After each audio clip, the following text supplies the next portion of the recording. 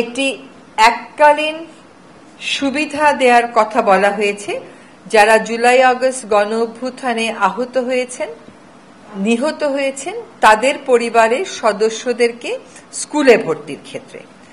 এদের সংখ্যাও আসলে খুবই কম, মাত্র 12,500, মানে সংখ্যা কম ইন দ্য সেন্স যে 12,500 মানুষের জন্য এটা একটা এককালীন সুবিধা হিসেবে থাকবে শুধুমাত্র স্কুলে ভর্তির ক্ষেত্রে।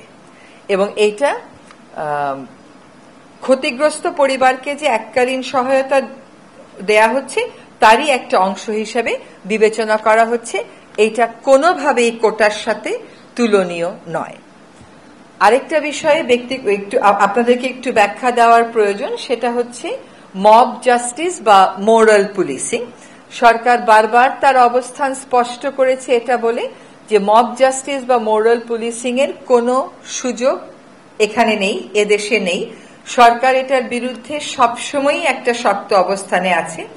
যেহেতু এখনো আইন শৃঙ্খলা পরিস্থিতিটা সম্পূর্ণভাবে যেভাবে আগে ছিল ওভাবে করে আমরা ফেরত আনতে পারিনি, এখনো ফেরত আসেনি, সেক্ষেত্রে আমরা দেখতে পাচ্ছি যে কোনো কোনো জায়গায় এরকম মব জাস্টিস এবং মোরাল পুলিশিং এর ঘটনা ঘটছে। সরকারের অবস্থান একেবারে স্পষ্ট, এরকম মব জাস্টিস কিংবা মোরাল পুলিশিং এর কোনো সুযোগ নেই। মোহাম্মদপুরের একটি ঘটনা নিয়ে অনেক কথাবার্তা হয়েছে। এটার ব্যাপারে আজকে আমরা জেনেছি যে আসলে উভয় পক্ষই পুলিশের সামনে একটি